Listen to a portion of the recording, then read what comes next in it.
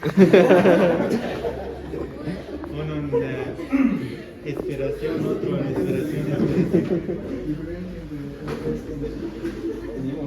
En verdad, porque ya que quedan los primeros, te voy preparando. ¿Qué diferencia entre crépito y un crépito? El crédito está al final de la inspiración. Ya, esa es una explicación técnica, pero yo quiero una explicación fisiopatológica. Uno Esa es la inspiración es la parte técnica, ¿no? Uno cena y el otro no Pero, menciona. ¿qué significa? O sea, si tú encuentras un paciente que tiene subcrépitos, ¿qué piensas tú? Si tiene crépitos, ¿qué vas a pensar? ¿Qué secreción? Ya, ¿secreción cuál es? ¿Y el crépito?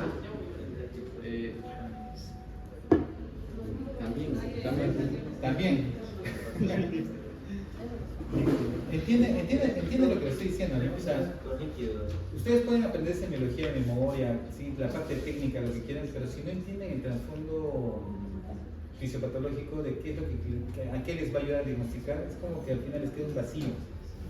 Y ese vacío les va a limitar su diagnóstico correcto. Pueden cometer errores. Y la idea no es equivocarse. ¿Sabes? La idea es que ustedes diagnostiquen. Vale.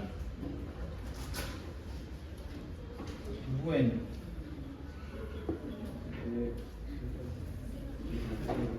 Vamos a ver, nosotros en teoría tenemos todos los miércoles de 4 a 6 y media casi, ¿no? Tenemos clases. 6:40. No hemos hecho dos clases. Ya, entonces la verdad vamos a tener que correr. Me voy a disculpar si voy a correr, ¿no? Porque no lo voy a hacer tan pausado como suelo hacerlo. En la escuela me ha exigido que avance rápido. Pero le voy a dar lo que realmente les va a servir también. Porque creo que ya no las fijas. Las clasificas, doctor. Lo que les va a servir a razonar, lo que quiero que ustedes aprendan.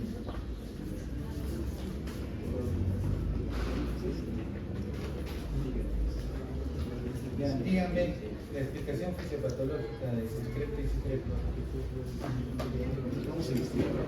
Alguien debe saber. Ambos son secreciones moco. ¿Qué más? Ya, pero entonces, ¿de qué me sirve diferenciar un crédito y un secreto? Entonces, o sea, si ambos lo mismo, entonces de nada te sirve. ¿Cómo se escucha, doctor? Ya, pero, o sea, ya está bien. Tiene un subcrédito y tiene un crédito. ¿De qué me sirve saber que un subcrédito y un crédito es lo mismo al final? ¿No? ¿Ah? Es que se escucha diferente, doctor. Ya, pero entonces, si escuchan es porque no son iguales.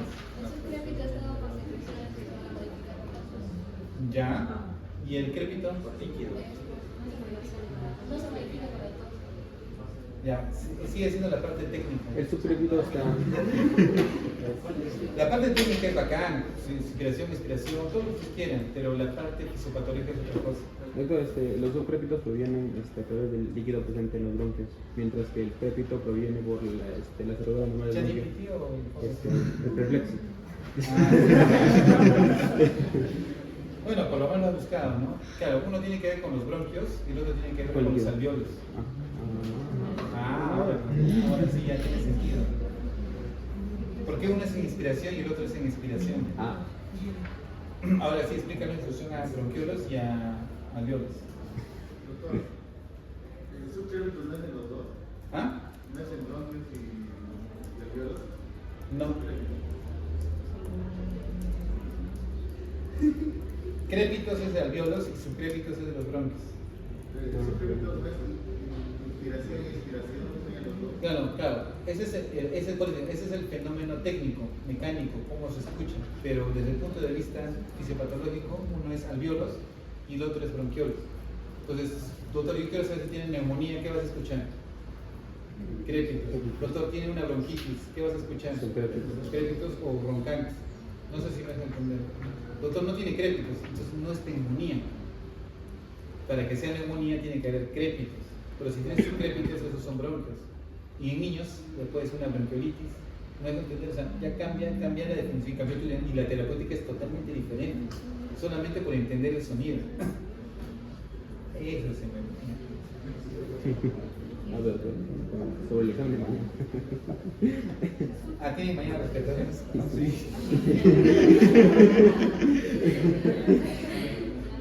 De la fuerza.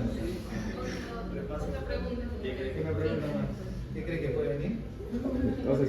Tos, expectoración, síndrome de insuficiencia respiratoria. Bueno, tenemos que hacer, según el cronograma, vamos a empezar con proteinuria y hematuria, creo que está en el cronograma, tenemos que hacer lo que es la definición de los términos semiológicos renales o de vía urinaria más comunes, que era disuria, polaquiuria, tenesmo, ¿sí? Sí. Los tipos de dolores también que se presentan. Ahora vamos a empezar con proteinuria.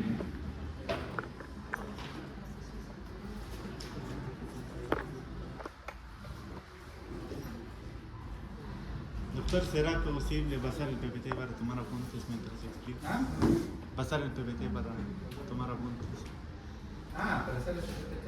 Sí, yo creo que sí. Gracias. ¿Verdad que no se lo pasé? ¿Quién fue el delegado? Mateo.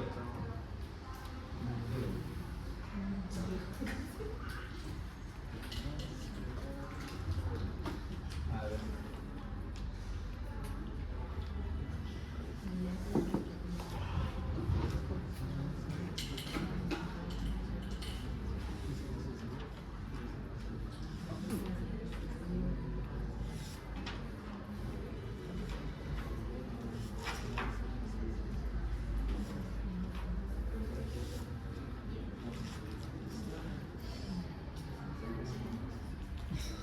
La estoy pasando en maturia y proteinuria. ¿Sí? ¿Delegado? Sí, ¿te digo? Sí. Ya, eso permite estar pasando eso porque eso es lo que vamos a ver ahorita.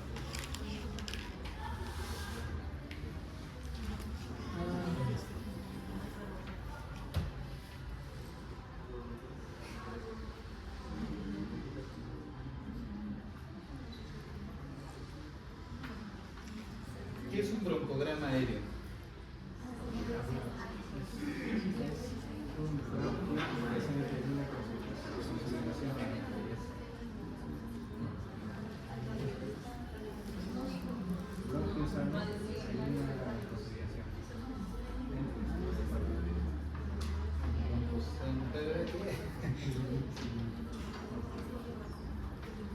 Bien.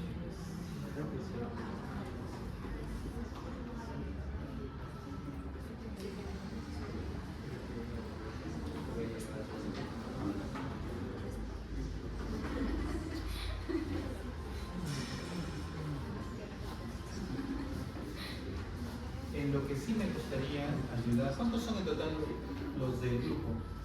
60. 60. La remanente. Supervivientes de Peña. Un año me acuerdo que el grupo de Seño llegaron, eran 90 y jalaron 45. Solo para la siguiente promoción pasó, al siguiente año pasaron, que era cuarto año, solo 40. Al siguiente ciclo pasaron solamente 45. 45 jalaron, 45 pasaron.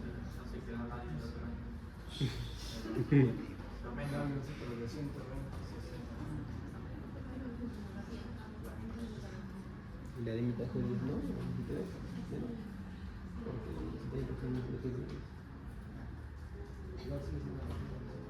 Esa vez que llevó el curso fue, ¿lo conocieron al doctor González? Sí. Doctor González. Él fue el que llevó el curso. Con razón. Todo Con tiene razón. sentido.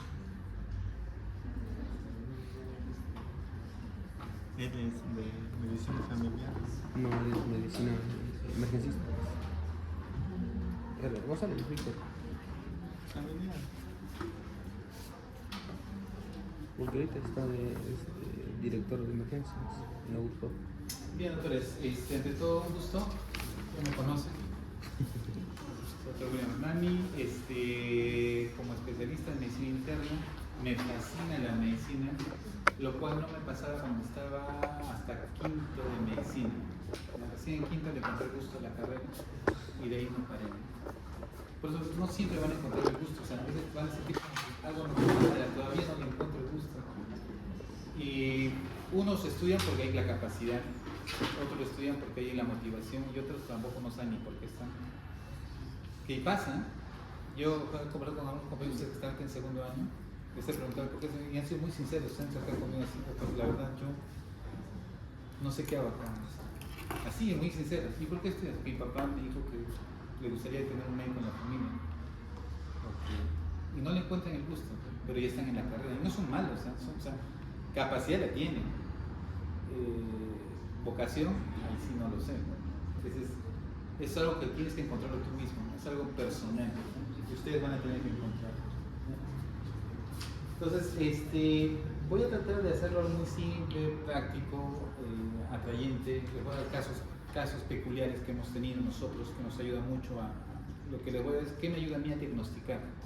¿No? Es como darte la pepita de lo que a mí me ayuda. O sea, ¿qué hace que yo no cometa tantos errores diagnósticos? Porque si yo transmito eso en ustedes también van a disminuir sus probabilidades de error. Y esa es la idea, ¿no? Disminuir su capacidad de error. Y eso es experiencia, claro. Quieran o no, semiología es un curso que requiere mucha experiencia, ¿no?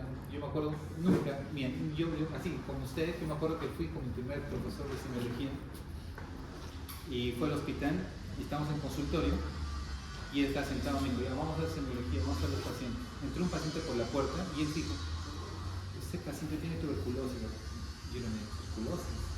¿Y cómo miro? O sea, lo miró, caminó, se sentó, dijo, ya, hay que pedir esto. Ni siquiera lo había examinado, ni siquiera le había hecho anamnesis, ni examen físico. Y en verdad era tuberculosis, pero al final salió tuberculosis, le dieron la placa y una acá tenía su cara. Y yo le decía, ¿y cómo? O sea, ¿cómo diagnosticó una tuberculosis con solo mirarlo, ¿no? Y sucede de que ella tenía 65 años como médico, pues había visto tantos pacientes con tuberculosis que digo, mira su nariz, mira su piel, mira cómo están sus ojos, mira, no, o sea, cada detalle, mira cómo está su cuerpo, mira cómo se para, mira, o sea, cada detalle le daba una información y para él ya tenía un patrón en su cerebro de cómo eran los pacientes con tuberculosis. No sé si me va a entender. Eso no te lo va a enseñar un libro.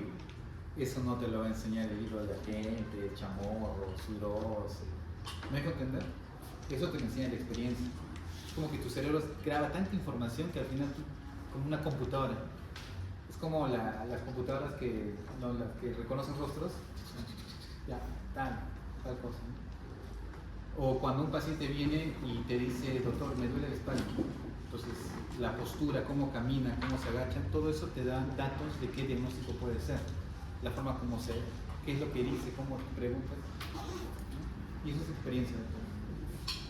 Que el curso básicamente es eso, ¿no? O sea, compartir experiencias para que ustedes sean mejores. Y díganme, disculpen lo que voy a decir, pero a pesar que les enseñemos semiología, su semiología va a ser imperfecta. Nunca van a ser buenos semiólogos todavía, a pesar que terminen el curso. Doctor, ¿por qué? Porque se van a dar cuenta que para ser semiólogo necesitas clasificar enfermedades. ¿Cuántos de ustedes han hecho ya cardio? Cardio como curso. Sí. ¿Han hecho cardiología? No se habla de morfofisiología, o sea, cardio como curso. Ya. ¿Cómo se clasifican los infartos? ¿Qué es cómo es un ST elevado? ¿Qué es una angina inestable? ¿Cómo se clasifica? ¿Cómo se comporta una angina inestable? ¿No dejo entender? Eso no lo van a aprender en semio porque tendrían que hacer, eso lo van a ver en cardio. No sé si me dejo entender. En nefro, por ejemplo, ustedes no han hecho nefrología conmigo. Por tal motivo no saben cómo se comporta una glomerulitis primaria, secundaria por VIH. ¿Me dejo entender? Entonces, ¿cómo van a hacer una anamnesis de una glomerulopatía si no saben las enfermedades? No se captan el mensaje. Por tal motivo, su semiología de ustedes va a ser imperfecta. ¿Qué les damos en semiología? Las herramientas de cómo crear un orden para llegar a un diagnóstico. Que ustedes lo van a enriquecer conforme vayan avanzando en la carrera. ¿Me dejo entender? Por eso siempre les digo a sus compañeros, tu semiología es imperfecta, pero todo como si usted me enseñara. Por eso le digo, es imperfecta porque recién vas a comenzar a construir con tu experiencia lo que realmente quiero que hagan en semiología. ¿Sí? Entonces, ese es el principio. Graben en su mente porque algunos se sienten frustrados. Todavía no soy, ya que ¿cómo usted doctor sabe esto? ¿Cómo? Lo sé porque yo he trabajado 15 años. ¿No? Compara 15 años de mi experiencia con pues, tu tercer año de las primeras semanas de semiología. O sea, es imposible. ¿No? Hoy hubo un compañero de ustedes que hizo neuro. Ese sí me impactó mucho porque hizo neuro, ¿ya?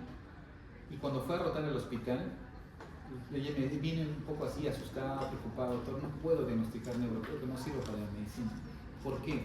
Porque los doctores diagnostican todo tan perfectamente. Digo, ¿qué diagnóstico? Tienen enfermedades raras. Y yo le digo, ¿sabes cuántos años? ¿Qué doctor es? ¿Sabes cuántos años tiene? Sí, ya tiene 65. ¿Sabes cuántos años de neurólogo tiene? Tiene 30 años de neurólogo. O sea, estás comparándote tú que recién estás en tu primera semana de neurología en el hospital con 30 años. O sea, ¿entienden el mensaje? La semiología es algo que lo van a perfeccionar en el camino. Pero es importante que aprendan los pasos correctos, porque su semiología va a ser torpe si no lo aprenden de esa manera. ¿Sí? Bien, vamos a empezar con la parte de la proteinuria. Vamos a hacer un poco de hematuria y los signos más importantes renales en esta tarde. Inclinen sus rostros, doctores, y vamos a ver. Amado Padre del cielo, Señor, gracias te damos porque al final el conocimiento lo impartes tú. No sabemos en qué momento este conocimiento va a ser usado, pero estoy seguro, Dios, que en algún momento de nuestras vidas, en algún momento de la existencia como médicos, tú pondrás a esa persona y esperemos que sea recordado para poder salvar, curar o aliviar a esa persona. Acompáñanos, Dios, siempre te lo pedimos en el santo nombre de tu amado Jesús. Amén. Bien, doctor. Bien, ¿qué es la proteinuria? El primer principio que tienen que saber ustedes es que nosotros no filtramos proteínas, principalmente albúmina. Y creo que saben muy bien, según lo que tocamos anteriormente, de que yo tengo una barrera de filtración que tiene podocitos. Y los podocitos son los que tienen la carga negativa a nivel de sus hendiduras. La membrana basal también tiene una carga negativa, ¿ya? Y el endotelio es fenestrado. Para que yo tenga proteinuria, tiene que haberse lesionado básicamente el componente que controla esto. ¿Cuál sería? Podocitos o membrana basal, ¿ya? Podocitos o membrana basal. Para que esto se lesione, doctores, tengo que ver algo que lo agreda directamente, que puede ser patologías autoinmunes que me destruyan los podocitos o la membrana basal, que son las famosas glomerulopatías, o puede ser algo mecánico. Doctor, yo soy hipertenso, hago crisis hipertensivas, por tal motivo mi tasa de filtración glomerular es tan alta, tan fuerte, tan elevada, que por ese mecanismo de desgaste se va a comenzar a malograr mi membrana de filtración y voy a perder ¿qué? Proteínas, ¿sí? Entonces algo va a originar, y esta es una proteinuria de origen glomerular. Doctor, ¿puedo tener proteinuria de origen tubular? Sí. ¿Se imaginan que yo tengo una patología que haga que mueran mis túbulos y mis células mueran? Va a haber desechos proteicos de esos túbulos que también voy a eliminar, y eso es una proteína de origen tubular, ¿sí? Tengo un origen glomerular y tubular. Es importante que lo clasifiquen así porque eso les va a ayudar a ustedes a entender el comportamiento de esta patología. No solamente eso, doctor, ¿puedo tener yo presencia de proteínas en mi orina? Sí, que no sea ni glomerular ni tubular, sí, de la vía urinaria. Y eso acá viene una cosa muy curiosa. Una vez hubo un paciente que le mandaron a hacer prueba de proteínas, ¿ya? Y salió proteínas altas y el paciente estaba asustado. Cuando fueron a ver, todo función renal era normal, lo volvieron a repetir las proteínas y salieron negativas a las 2 semanas. Entonces, ¿qué pasó? ¿Qué creen que puede haber pasado? Que una persona haga proteinuria y después desaparezca. Ejercicio, ¿va? Puede ser. Que haya ingerido mucha albúmina, algo así, como que va al gimnasio, podría ser. Pero en este caso fue algo muy curioso. Este paciente no le dijeron un dato muy importante, que no tenía que tener relaciones sexuales. Entonces, esas proteínas eran líquido seminal. Y cuando la máquina procesa las proteínas, no te diferencia si es del origen, solo te dice que hay proteínas, ¿me dejo entender? Y salió positivo. La tira salió de 3 cruces. Entonces, era una proteinuria, entre comillas, pero en realidad no lo era. Era una proteína no de origen que básicamente prostático, ¿no? Si vamos de origen de líquido prostático, líquido seminal. Moraleja, doctores, para hacer una prueba de proteinuria, porque quiero saber si hay proteínas en orina, ¿qué tengo que hacer yo? Pedir al paciente que esté en sus condiciones normales y no tenga relaciones sexuales, en el caso de los varones principalmente, ¿ya? Bien, sucede que la proteinuria, doctores, en algunos casos es benigna, casi en la mayoría de veces. No tiene la connotación maligna, doctores, es raro que sea algo maligno. Principalmente es benigno, es silente. sucede que muchos de ustedes pueden tener proteinurias, pero viven su vida tranquilos, sin ningún problema. Se ha visto que la proteinuria es un marcador de enfermedad sistémica. Puede ser, por ejemplo, una insuficiencia cardíaca, puede ser una crisis hipertensiva, o paciente hipertenso, un lupus eritematoso sistémico, ¿sí? Una vasculitis sistémica. ¿Ya?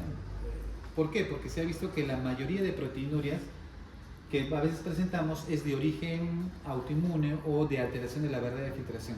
Y eso son enfermedades sistémicas. ¿Ya? Lo curioso que está relacionado mucho con eventos cardiovasculares, y eso también tienen que entender. Toda persona que tiene proteinuria, indirectamente ya te está diciendo que va a tener probablemente un daño cardiovascular de fondo. Y felizmente es tratable, ¿no? La historia nos dice que los primeros inicios de estudio de proteinuria en el ser humano se dieron en pacientes diabéticos tipo 1. ¿Por qué? ¿Qué hace la diabetes con la barrera de filtración? Ya, ¿por qué se daña la barrera de filtración? Hemos dicho que la mayoría de proteinurias es por daño de la barrera. Ya, a ver, hemos quedado que unos son autoinmunes y otros son mecánicos. Ya, mecánico por la hiperfiltración.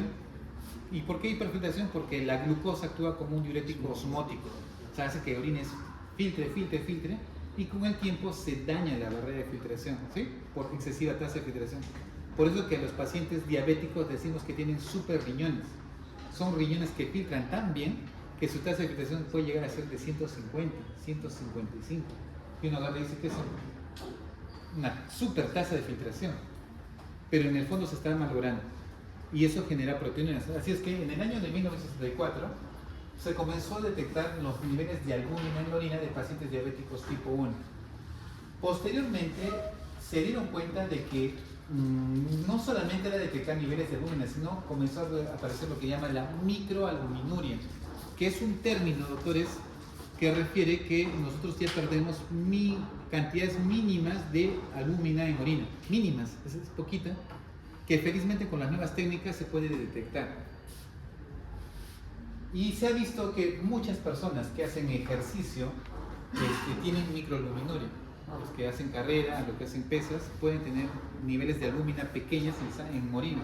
¿Ya? Se ha podido detectar.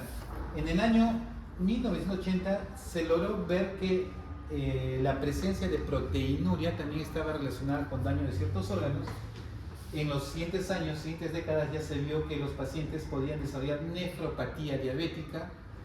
Y ahí es donde LADA y el CADIGO, que son instituciones que ven la parte de la diabetes y los problemas renales, definieron que los niveles altos de albúmina dañaban al riñón. Y a eso le llamábamos albuminuria o proteinuria. ¿Ya? Definamos a qué le llamamos proteinuria y cómo se ve. Así se ve la orina en un paciente con proteinuria. ¿Cuántos de ustedes, levanten la mano y sean sinceros? Nada de... No, mejor lo oculten. ¿Cuántos de ustedes, varones, casi normalmente los varones al orinar, ya han notado que después de orinar la taza se queda medio espumosa la orina? Yo diría casi el 100%. Casi diría el 100%. Pero a eso no le llamamos proteinuria, por si acaso. Para que sea proteinuria tiene que ser una orina que levante espuma y que se quede ahí por lo menos 20 minutos, ¿no? O sea, tiempo prolongado. Tú vas al baño por fricción y roce de la orina, choca, hace espuma y desaparece, ¿no? Es como que se espuma y desaparece. A eso no le llamamos proteinuria. La proteína es aquello en el cual tú orinas y así se queda. Y así se queda. Puede estar ahí unas 10 minutos y sigue ahí la espuma. 15 minutos y sigue la espuma. A los 20 ya comienza a bajar. Un ejemplo para que no se olviden, un analógico que voy a hacer con ustedes, un tipo de aprendizaje analógico, es el siguiente. ¿Cuántos de ustedes ha batido la clara de huevo? Hasta punto nieve, ¿no? Así, hasta que ponen la cuchara y se queda paradito. Sí. Ya está. ¿Cuánto tiempo pasa desde que la punto nieve y de otra vez se vuelve medio líquido? ¿Lo han dejado? ¿Nunca han dejado? Y pasa un rato y después otra vez se vuelve... Sí. Ya, los que han hecho. Ya, porque los que no han hecho, bueno, ya. Ya. ¿Cuánto tiempo pasó, más o menos? Pasaron 15, 20 minutos, ya comienza otra vez a... ¿no? Algo así. Eso que ustedes han batido son proteínas. La proteína cuando se bate se estructura y se queda como una estructura dura, no dura, sino, ¿cómo se puede decir? Estructura sólida que permite que la cuchara se quede, pero pasa el tiempo y solito se va degradando otra vez y llega a su estructura normal. Eso mismo pasa con la orina. Se forma la espuma y no es que la espuma desaparezca, se queda ahí un buen tiempo, ¿sí? Cuando pase eso, estamos hablando de un paciente que tiene proteinuria. Doctor, porque a veces he escuchado médicos que dicen, ¿tu orina tiene espuma? Sí, doctor, mi espuma hace espuma, pero no le preguntan el dato, ¿cuánto tiempo dura la espuma? ¿Desaparece rápido? Ah, sí, doctor, desaparece, no es proteinuria, ¿sí? Podemos confundir y llegar a un mal diagnóstico. Doctor, tengo dudas, ya pues usaré, ustedes han usado su tirita, ¿no?, reactiva para poder ver por cruces, una cruz, dos cruces, tres cruces, cuatro cruces, pero efectivamente pueden usarlo, sí, les puede ayudar, sí. El otro es que usen un laboratorio y vamos a medir. Una cosa, doctores, son dos términos. Una cosa es una proteinuria selectiva y otra cosa es una proteinuria no selectiva. ¿A qué le llamamos selectiva? Cuando es presencia de albúmina. Yo orino solamente albúmina. ¿Qué significa eso? Que mi proteinuria es selectiva. Doctor, no es selectiva. ¿Qué voy a tener? Voy a tener globulinas, inmunoglobulinas, fragmentos de, no sé, una beta-2-microglobulina, no sé si proteínas de diferentes tipos que lo estoy eliminando por mi orina. A ello llamamos proteinuria no selectiva. Sucede que la proteína como tal, en general, la proteinuria en general, se define cuando yo tengo proteína superior a 150 miligramos en una orina de ¿cuánto tiempo? 24 horas. ¿Ya? Esa es la definición. Doctor, ¿y de una orina del momento, ahorita junto a mi orina y lo estudian? No. La definición de proteína fue creada en función de una orina de 24 horas. Doctor, ¿quiere decir que a mi paciente le tengo que dar un galón y me traiga su orina de hoy día hasta mañana? Sí. Una vez que lo trae, hay que juntar toda la orina y hay que cuantificar cuánto de proteínas tiene en toda su orina. Si sale que tiene 150 miligramos en 24 horas, está o menos, eso está en el rango de normalidad. ¿Sí? Sucede de que vamos a ver que hay nuevas técnicas que nos van a ayudar a definir ello. Valorar que depende del espécimen utilizado para su medida, vamos a ver qué vamos a usar, la forma de expresión de los resultados, la población en la que se va a valorar, qué guía y qué tipo de proteína es la que vamos a seleccionar. Ahora viene otra cosa. En adultos, los que van a ser adultos, 150, y en niños, doctores, los que van a ser pediatras, la semiología en pediátrica es diferente a la semiología de adultos. ¿En qué cambia? En los valores de medida. Es más complejo un poco en pediátricos. Así que si van a ser pediatras, vayan acostumbrándose. En los pediátricos no manejamos por kilo de peso, manejamos por metro cuadrado de superficie corporal. ¿Ya? Se dice que un niño tiene proteinuria cuando supera más de 100 miligramos por metro cuadrado de superficie corporal por día. Ya más complejo, ¿no? Tienen que calcular más rápido. Por algo no soy pediatra. En verdad, aunque me fue muy bien en pediatría, pero no. ¿Ya? Sucede ahora lo siguiente. Existen, a ver, a alguien se le ocurre y dice, eso de estar juntando la orina 24 horas, demora mucho tiempo, ¿habrá alguna medida para que yo tenga un aproximado de la proteinuria usando solamente dos valores? Sí. Y se dieron cuenta que había una relación muy cercana entre la relación de proteína-creatinina. O sea, si yo buscaba la relación de proteína-creatinina en la orina y buscaba esa relación miligramos-gramo, se asemejaba bastante a la proteinuria en valores que yo podía encontrar en 24 horas. No como unidad de medida, sino como valor.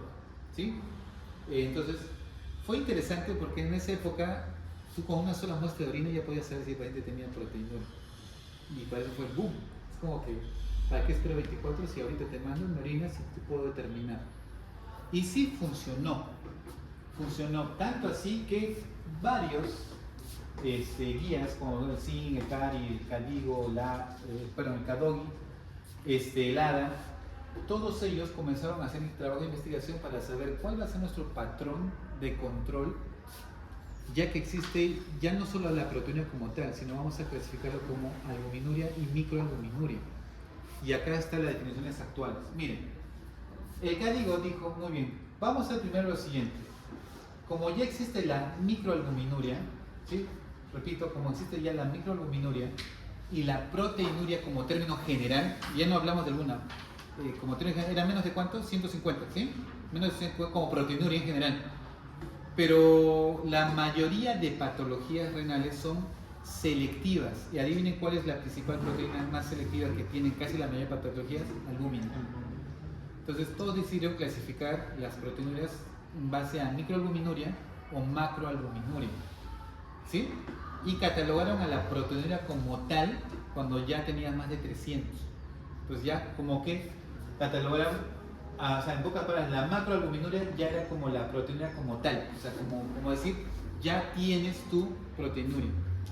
Y miren cómo se clasifica. La Kadoki dice, voy a agarrar, miren, una orina de 24 horas, y si es menos de 30 miligramos al día, se va a considerar normal. Si en caso sale entre 30 y 300, se conoce como microalbuminuria. Y si es más de 300, macroalbuminuria o proteinuria establecida. O sea, ya es excesivamente ya proteínas. ¿Sí? Y sucede, miren este experimento que he hecho. El ADA dijo, voy a hacer una orina aleatoria. ¿Sí? Lo que he dicho, la relación, vamos a buscar albúmina, creatinina. Vamos a ver si hay relación. Y es curioso, miren lo que pasó. Los pacientes que buscaron esa orina aleatoria donde buscaban albúmina, creatinina, se dieron cuenta que coincidía que cuando salía normal salía menos 30 miligramos gramo. Cuando salía entre 30 y 300 miligramos era microalbuminuria, y cuando era más de 300 miligramos gramo era macro. ¿Coincidía o no coincidía? Entonces dijeron, genial, ¿para qué pido proteína de 24 horas si puedo pedir una relación albúmina-creatinina? ¿Me dejo entender?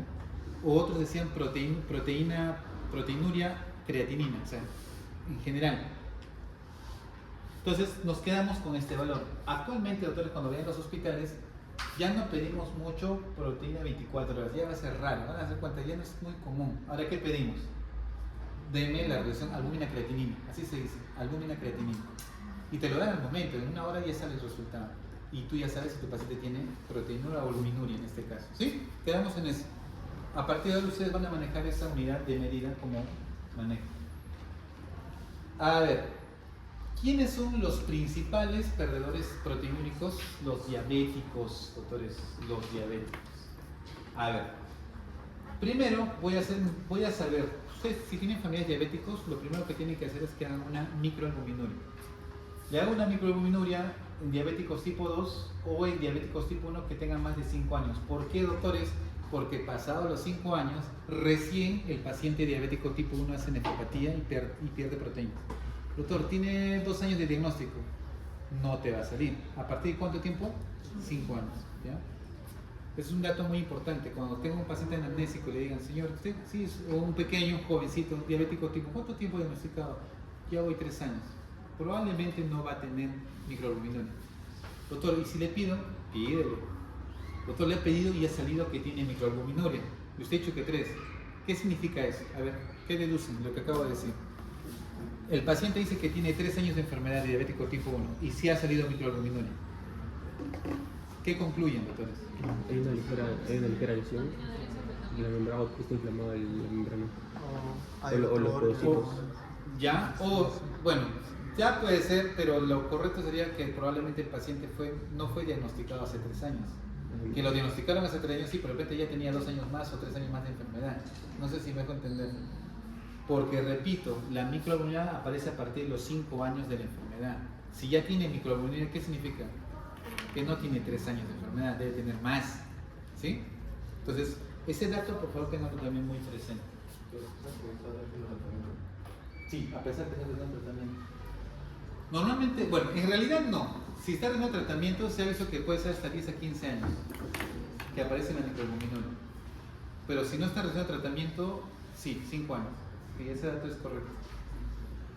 Un paciente que hace nefropatía diabética, normalmente en pacientes tipo 1 aparece entre los 10 a 15 años. ¿Ya? Pero un paciente que no ha recibido tratamiento, que tú lo has diagnosticado, oye, tú tienes diabetes tipo 1, ¿sí? Le haces la prueba de microalbuminuria y te sale que positivo, probablemente este paciente ya tiene más de 5 años de enfermedad. ¿Correcto? ¿Sí? ¿Estamos claros ahí? Sin albuminuria, sale menos de 30, genial. Al siguiente año volverás a venir para tomarte la prueba Doctor, ha salido que tengo más de 30, ya tienes microglobulina, hay que descartar y hay que volver a repetir la muestra porque puede ser un falso positivo, como ya les expliqué. Hay que tener cuidado en eso. No vaya a ser que este paciente esté yendo al gimnasio, haga pruebas, repítele otra vez, ¿me dejo entender? Y si sigue siendo positivo, ya confirmas tu diagnóstico, ¿ya? Si sale más de 30, el paciente que está haciendo nefropatía diabética. Repito, nefropatía diabética. Bueno, la albúmina no hay mucho que mencionar, esto ya lo conocen, ya saben la estructura, tampoco no quiero perder tiempo, ya conocen ustedes sobre la estructura, la filtración glomerular, eso es mucho en fisiología. Esto es interesante porque, a ver, ¿qué hace la proteinuria en el riñón? A ver, ya estás filtrando proteínas, ¿cómo es que el riñón se va a dañar? Deduzcan.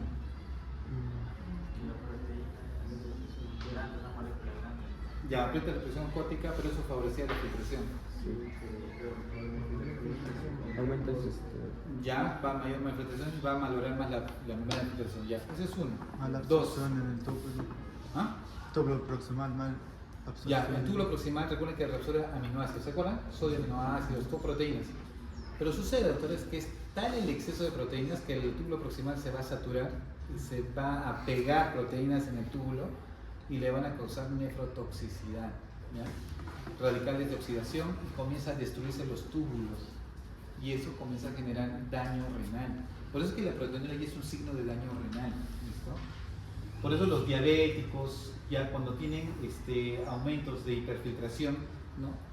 Aparte de perder glucosa, aumenta la pérdida de proteínas, hay daño, los que son obesos, ¿no? A las embarazadas, por ejemplo, ustedes han visto que embarazadas pueden hacer proteinuria, pero eso hacen edemas, ¿no? Y hacen lo que llamamos la famosa preeclampsia. ¿Han escuchado preeclampsia?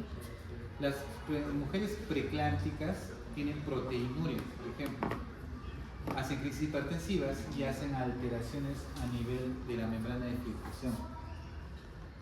Se dice también que muchas personas que tienen enfermedades cardiovasculares con crisis hipertensivas elevan la presión arterial y también te pueden generar problemas a nivel de la nefrona y eso también te genera proteinuria, ¿ya? El efecto de la angiotensina 2 también te va a generar presencia de proteinuria muchas veces cuando hay un exceso.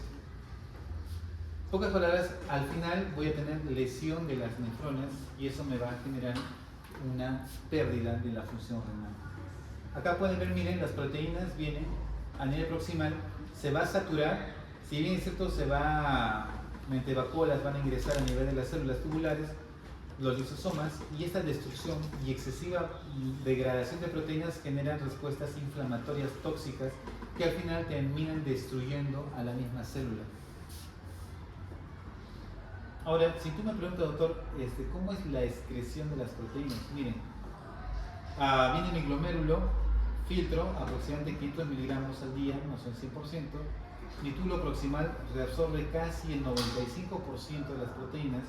El asa de Henle, parcialmente hay una secreción muy poca. Y acá al final hay una excreción promedio de 50 a 150 miligramos por decilitro, ¿no? Normalmente, hablando no de albúmina, sino de proteínas en general, ¿sí? Sucede, aquí es donde se satura. Cuando yo supero la cantidad excesiva de filtración de proteínas, esta parte tubular se va a intoxicar y hay muerte tubular y daño renal. Bien, doctor, ¿cuántos tipos de...? Más o menos me han captado la idea, ¿no? La proteína puede ser de origen glomerular, puede ser de origen tubular y puede ser de origen estructural de las vías urinarias, ¿no? Un ejemplo, la próstata que secreta proteínas, un tumor de vejiga que se esté destruyendo y elimine proteínas, vas a eliminar proteínas. La mayor preponderancia de las proteínas son selectivas, es decir, de origen glomerular, ¿ya? Pero hay proteinurias que no lo son. Y acá vienen. Tengo proteínas que son transitorias. Hay proteínas que son ortostáticas. ¿Cómo ortostáticas? Es bien curioso, es raro. Nunca lo he visto. Vi solo un caso más o menos que parecía. Es aquella persona que está echada y la proteína desaparece y cuando está parada la proteína aparece. Sí, es raro, ¿ya? Hay proteínas de desbordamiento, que ahorita lo vamos a ver. ¿Cómo así de desbordamiento, doctor? A ver, ustedes saben qué es el mieloma múltiple, ¿sí? ¿Saben qué es el mieloma múltiple? O una plasmocitosis, o un plasmocitoma, ya está. Es cuando tengo un cáncer de las células B, ¿ya? Y las células B comienzan a producir una excesiva cantidad de anticuerpos, desregulada, así como que puede ser monoclonal como el mieloma múltiple. O sea, comienza un cáncer, ¿ya? El sistema inmunológico de las células B y producen tal cantidad de anticuerpos que tu sangre se llena de anticuerpos en gran cantidad, que son proteínas, ¿no? Al final del cabo. Es tal la cantidad que cuando pasa por tu riñón, ¿qué va a hacer el riñón? Lo va a tener que filtrar, y eso se llama proteína por desbordamiento. Es tal la cantidad que vas a comenzar a filtrar proteínas. ¿Qué vas a orinar? Proteínas. Proteína glomerular, creo que ya hemos tocado eso, que es las neuropatías, que puede ser diabética, ¿no? Primarias, secundarias. Proteína túbulo intersticial, que tiene que ver con los túbulos, y proteína postrenal, que les mencionaba, ¿no? Aquellos pacientes que tienen tumores, que tienen problemas prostáticos, que tienen cálculos, que a veces están cortando la vía urinaria y pierdes proteínas por lesión de las vías urinarias. ¿Me dejo entender? ¿No? Si ustedes van a clasificarlos, autores, sucede de que estas proteínas sean transitorias. Por ejemplo, una proteína transitoria, me gustaría que hagan el experimento. Si tienen su hermanito, ¿no? Chiquitito, un día le da fiebre y dice un poquito, vamos a hacer un experimento. Juntan su orina, hagan su tirita y vean si sale positivo la proteína o no. Si sale positivo la proteína, puede ser que está haciendo por fiebre una proteína transitoria, ¿sí? Otra causa de proteína transitoria, que es el ejercicio intenso. Por tal motivo, si van a mandar a hacer una prueba de proteinuria, entonces el paciente no tiene que haber tenido relaciones sexuales ni haber hecho ejercicio intenso. Dato muy importante en su dato de anamnesis, señor, por favor, ¿usted ha hecho ejercicio? Ah, sí, doctor, justo un día antes de hacerme la prueba fui a correr o fui a hacer pesas. Te va a alterar porque puede ser una proteína transitoria, ¿no? El hecho de que usemos vasopresores o infusión de albúmina, cuando lo usamos en los cuidados críticos, le ponemos albúmina por la vena y a veces ellos hacen proteinuria, pero no porque tengan una enfermedad portal, sino por el exceso de albúmina que le metemos por la vía sanguínea. ¿Ya? Pregunta, ¿cuánto es lo máximo de proteinuria que va a tener ese paciente? 1 gramo al día, no superar más de 1 gramo. Recuerden que hablar de síndrome nefrótico es cuando tengo proteína más de 3.5 gramos en 24 horas. ¿Sí? Si tengo más de 3.5, eso ya es un síndrome nefrótico. Pero en este caso no llegamos a síndrome nefrótico, con menos de 1 gramo. ¿Ya? Doctor, ¿en este síndrome es selectiva albúmina o otras proteínas también? Aquí. Síndrome nefrótico. En la que es la proteína transitoria, no, normalmente no es selectiva. No es selectiva, ¿ya? No es selectiva. La proteína ortostática tampoco es selectiva. Poco frecuente sobre la edad de 30 años. Normalmente esto le da en jóvenes o adolescentes. Sean ustedes. Ya, estos son jóvenes, casi adolescentes. ¿Ya? Ya están dejando la adolescencia. Es bien curioso, ¿eh? Por ejemplo, la otra vez conversaba con sus compañeros que están ahorita en sexto y los tienen internado y miraron sus fotos cuando entraron de cachimbos. ¿Cómo hemos cambiado?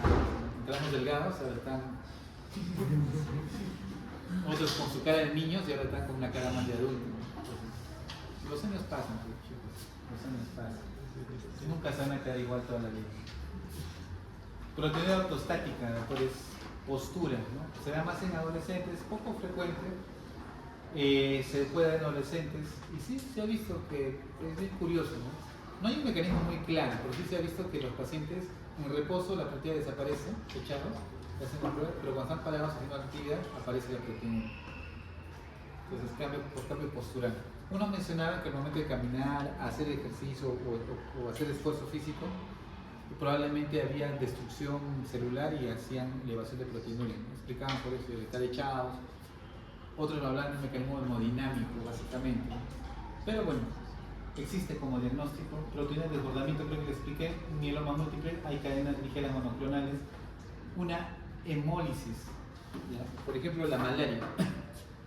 Yo tengo, les pongo así, ¿no? Me voy a la selva, así como los compañeros que son viejitos, ¿no? ¿Saben, no? Al año ustedes van ahí. Y a alguno de ellos le pica y le da malaria, piña, ¿eh? O dengue, porque hoy tengo un brote de dengue. Es que les he dicho que vayan y si regresan, los invito a poderlos tratar conmigo y van a aprender cómo se maneja el dengue. Es que sus compañeros como Carrión van a ir allá y van a regresar. No, espero que no les dé porque es feo. El dengue es horrible. Pero si les da, pues ya, piña. Entonces, sucede que la malaria es un parásito que ingresa a nivel intracelular, ¿sí? Se prolifera a nivel glóbulos rojos y ¿qué va a pasar con el glóbulo rojo? Va a reventar, ¿no? Y al romperse, hacer hemólisis, ¿qué voy a tener yo? Hemoglobinuria, ¿sí? Y la hemoglobinuria son proteínas también. Entonces tú comienzas a orinar hemoglobina y por tal motivo, ¿por qué estás orinando proteínas? No porque tu riñón quiera, es por la excesiva cantidad de hemoglobina que tienes, ¿me dejo entender? Por eso estás filtrando. Igual me llama es tantas las cadenas ligeras que tienes, lo vas a orinar. Rabdomiolisis, creo que saben eso, ¿no? Destrucción muscular, ¿no? Por excesivo ejercicio, por alguna enfermedad tóxica, por algún veneno, destruir, ¿no? Por ejemplo, la viuda negra. ¿Han escuchado la viuda negra? ¿Cómo se llama la viuda negra? No, Loxoceles es la ajá. Muy bien. Saben que el Loxoceles te produce destrucción de tejido, ¿no? Por eso hacen unas úlceras necróticas el Loxoceles, ¿no? Y hacen destrucción también hemólisis. Pero la viuda negra te ataca la parte muscular y es por eso que puede causarte parálisis, disminución de fuerza o rabdomiolisis, ¿no? Y el paciente puede hacer mioglobinuria. Y también eliminas proteínas, pero no porque tu riñón quiera hacerlo, sino por el exceso de mioglobina. Proteína glomerular, ¿estamos claros ahí? La proteína glomerular, ¿qué va a ser? ¿De qué tipo va a ser? Selectiva. Ahí sí podemos hablar que es albúmina, ¿ya? Repito, las proteínas glomerulares casi en su mayoría son selectivas. ¿De qué tipo? Albúmina. Las proteínas tubulointersticiales, ajá. ¿A qué llamamos proteínas tubulointersticiales? Aquellas en las cuales hay destrucción de los túbulos, proximales, genes distal o colector. O sea, todo lo que dañe túbulos y hace que se secrete a la luz de la orina proteínas es de origen túbulo-intersticial. Por ejemplo, intoxicación por metales pesados, la nefritis intersticial aguda, que es una enfermedad tipo, a ver, cada órgano tiene su alergia. Por ejemplo, el pulmón, cuando me da una alergia al pulmón, ¿cómo se llama esa enfermedad? Asma. ¿Sí? Soy asmático, ¿no? Cuando le da alergia a tu piel, una dermatitis alérgica. Y cuando le da una alergia a tu riñón, eso se llama una nefritis intersticial, ¿ya? Entonces, hay nefritis intersticiales que comienzan, alérgicas, que comienzan, o autoinmunes, a destruir los túbulos y comienzan a perder proteínas. ¿Listo? O hay medicamentos que van a causar, como por ejemplo la furosemida, el omeprazol, el AINES, la rifampicina, pueden causar también daño y puedes tener proteinurias de origen túbulo-intersticial. Y por último, infecciones oporrenales que no vienen nada del riñón ni los túbulos, sino vienen del tracto urinario, un tumor, una litiasis renal. Observen, casi todos te dan menos de 1 gramo, de 1 a 2 gramos, menos de 1 gramo. Acá es rangos variables. Podría llegar a nefrótico el de desbordamiento, podría ser, pero el que sí te va a llegar a nefrótico casi siempre, ¿quién es? El glomerular, ¿sí? Doctor, y el túbulo intersticial podría, pero normalmente no llega, pero sí puede tener niveles altos. Y el postrenal nunca te va a llegar por sistema nefrótico, ¿sí? Nefrótico básicamente glomerular. ¿Está claro? Más o menos ahí. Es lo mismo que hemos tocado, los tipos de proteínas que pueden ser glomerulares, tubulares o por sobreflujo o rebosamiento. Hay funcional, transitoria, ortostática, que es postural, ¿no? De origen nefrótico y no nefrótico. Bien. Aislada, no se olviden, es incidental, es benigna, transitoria, puede ser porque tuvo fiebre, hizo un poco de ejercicio, no hay que preocuparnos. Glomerular, creo que está clarísimo, es la principal proteinuria selectiva, donde yo voy a perder albúmina, que puedo tener de origen nefrótico o nefrítico, ¿sí? Puede ser nefrótico o nefrítico la proteinuria, ¿ya? Puede ser básicamente en pacientes diabéticos, nefrosis hipertensiva, como vamos a ver más adelante. Puede ser tubular, doctores, y eso tiene que ver por pérdidas de proteínas de peso molecular bajo, ¿no? Una reabsorción completa a nivel tubular y producción de proteínas tubulares por daño epitelial, ¿no? Destrucción básicamente. ¿Qué puede tener? Alfa-2 microglobulinas, apoproteínas, proteínas de ionidazotinol, básicamente moléculas peptídicas, ¿listo? Estas que básicamente es por destrucción tubular va a estar en mi orina. De sobreproducción, ya les he dicho, las monoclonales o las que producen muchos anticuerpos, ¿no? Por rebosamiento voy a filtrar. Por último, doctores, grabemos lo siguiente. Cuando yo tengo una proteína selectiva, por seguro tenganlo así anotado, quien se está dañando, ¿quién es? Podocitos. ¿Ya? Para ustedes, proteína selectiva son podocitos. Mesangio, básicamente, es una proliferación de posición de matriz mesangial que podría causarte proteína, pero normalmente te causa una proteinuria de bajo nivel, asociada principalmente a un fenómeno nefrítico, ¿no? Y las células endoteliales básicamente me va a dar por muerte o hipoxia. A ver, lo mismo, consecuencia de la proteinuria, al final toxicidad, destrucción y muerte, ¿no? Igual lo mismo que hemos tocado y hemos conversado de esto. Posrenal, infecciones, inflamación de la vía urinaria, ya, ortostática transitoria, como le mencionamos. Esta ortostática es de posición supina y desaparece en ortostatismo, ¿no? Los niños y adolescentes tienden a desaparecer en la adultez, ¿ya? Normalmente suele ser inferior a 1 gramo por metro cuadrado de superficie corporal al día, porque es más común en niños. Transitoria, como les mencionaba, ejercicio, fiebre. Y proteína funcional, ¿no? Como les mencionaba, es parte de tu organismo, que es algo transitorio que va a pasar, ya que tú estás con fiebre, se eleva tu proteína. ¿Cómo mido yo? Tú eres cualitativo con tu tirita o cuantitativo porque lo vas a medir. Doctor, esta es una pregunta que le hacen mucho en los hospitales a ustedes. A ver, te dicen, tu paciente tiene 3 cruces de proteinuria. ¿Cuántos aproximadamente de miligramos tiene tu paciente? Esta pregunta le van a hacer. 3 cosas. Si tiene 3 cruces, ¿cuánto es más o menos? Entre 300 a 100 miligramos por decilitro de qué? De proteína. Doctor, tiene 2 cruces, entre 100 y 300. Tiene una cruz, entre 30 a 100. Doctor, trazas, 15 a 30. Negativo. Doctor, tiene 4 cruces, tiene más de 1 gramo. ¿Sí? Es más o menos la proporción que te está indicando. ¿Ya? Pero mayor, en 4 cursos ya no está bien. No, ya a partir de 2 cruces ya estás hablando de que tienes valores bastante elevados, ¿no? Yo diría que de 1 cruz ya está habiendo presencia de proteínas, porque más de 30 ya hemos dicho que ya hay microalbuminuria, ¿no? Claro. Entonces ya estás teniendo presencia de proteína. Ahora, catalogar, si tienes más de 4 cruces, ese paciente ya está pues más de 1 gramo de proteínas perdiendo en su orina. Probablemente es un aproximado, ¿eh? Por si acaso. Bueno, y acá pueden ver, este es el test del ácido sulfosalicílico, pero ya no lo hacemos, pero era una prueba en la cual a la orina tú le ibas agregándole y vean cómo iba cambiando de color conforme más proteínas tenía, ¿no? Más que todo por la parte turbia de la orina.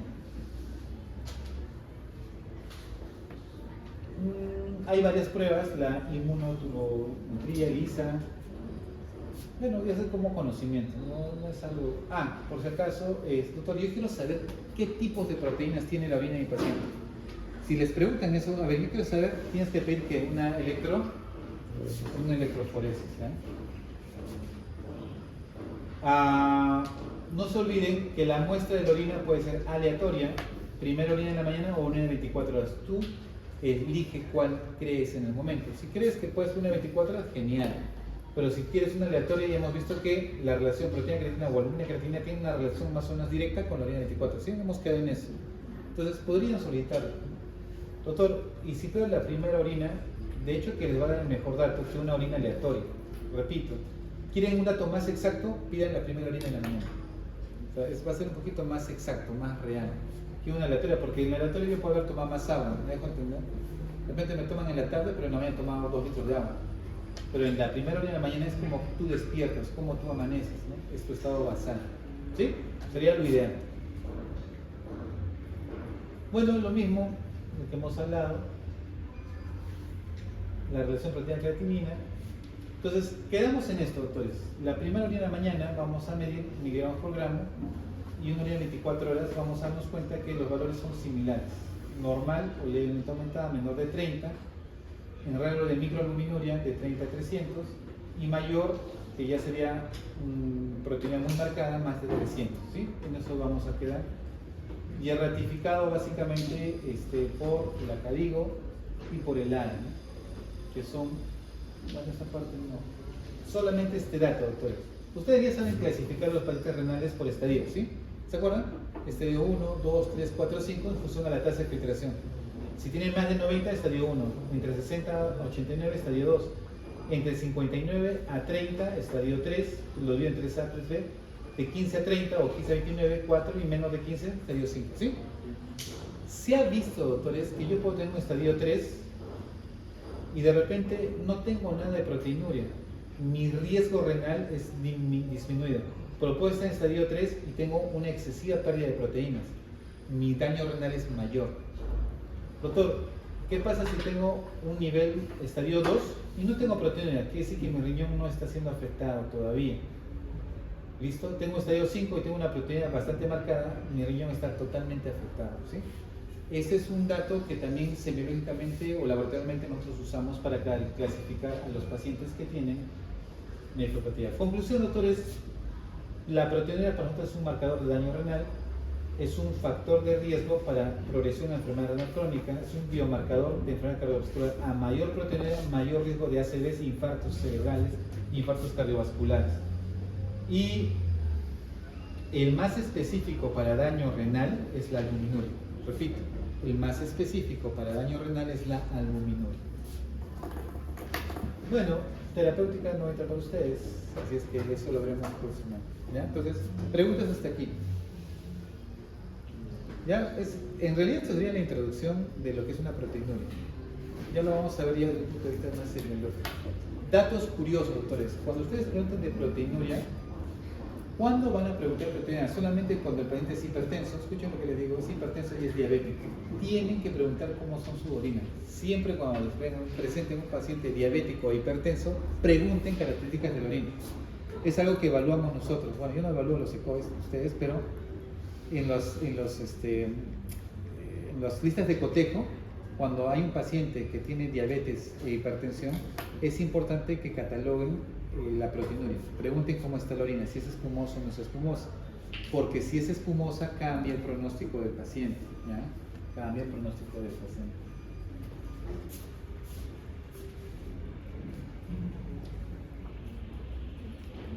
Ya, un temita más corto y ahí se van a descansar un ratito.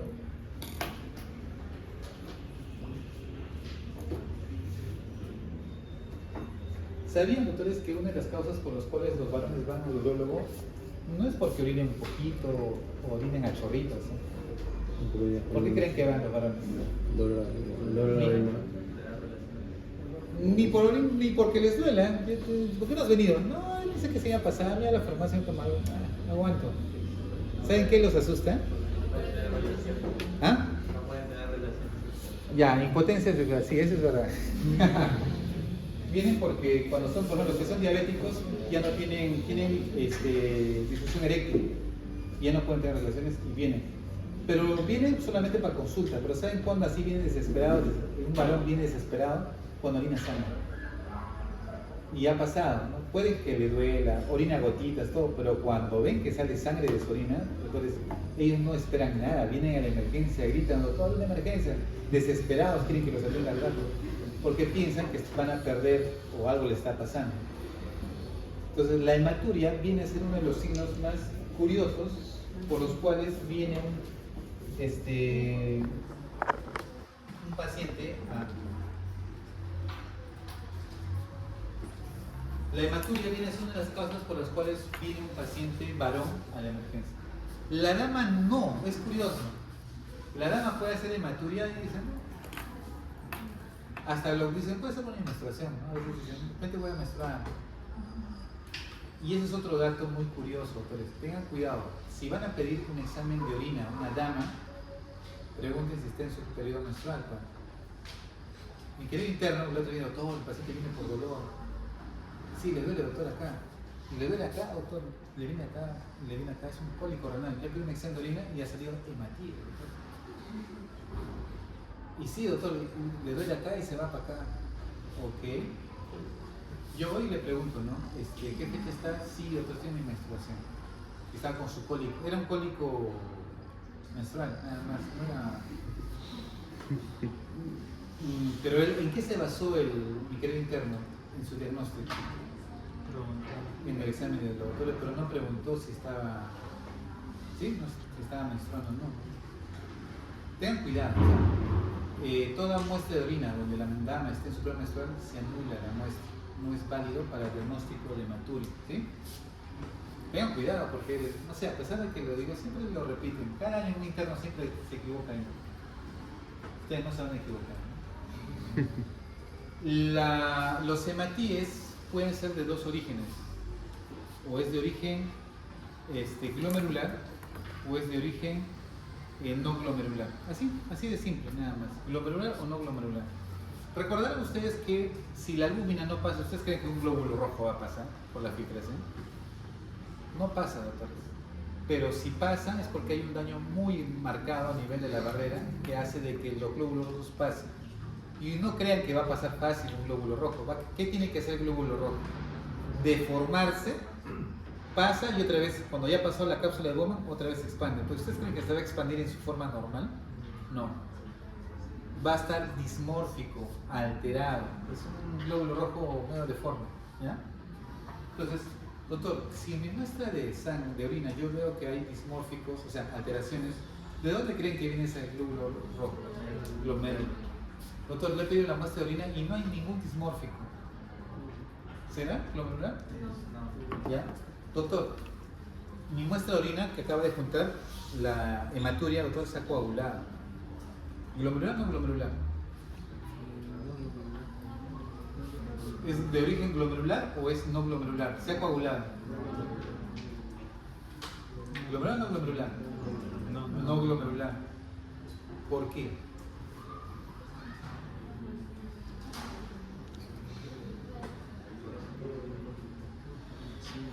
Ya, no, tiene que ver con los factores de coagulación. Uno tiene factores de coagulación y el otro no tiene factores de coagulación. Les pongo un ejemplo. Imagínense que acá viene mi uréter, ¿sí? Mi riñón viene mi uréter. Y en eso que baja mi uréter hay un cálculo. Y el cálculo cortó un vasito de uréter y comienza a sangrar. ¿Qué sale de sangre cuando se rotó el vaso a mi uréter? ¿Qué está saliendo? Glóbulos rojos, ¿qué más? Plaquetas, ¿qué más? Factor de coagulación. Sale y llega a mi orina y cuando llega ahí se pega y se coagula, ¿sí? Sí.